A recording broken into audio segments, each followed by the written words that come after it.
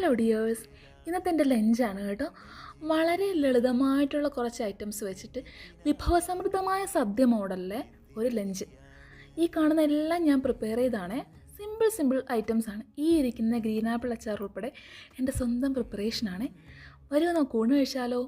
നോക്കിക്കേ, അതിനിടെ നല്ല ചൂടുള്ള 2 തവി കുത്തരി ചോറിട്ടു, പാലക്കും പരിപ്പും കൂടി തോരൻ വെച്ചെടുത്തു, ഉണക്ക ചെമ്മീൻ വറുത്തതെടുത്തു, തേങ്ങാ ചമ്മന്തി എടുത്തു, കൂടാതെ ഇഞ്ചിയും കറിവേപ്പിലയും മുളകും കുരുമുളകും ഉപ്പൊക്കെ ഇട്ട ഒരു നല്ല മുട്ട വറുത്തതും എടുത്തു.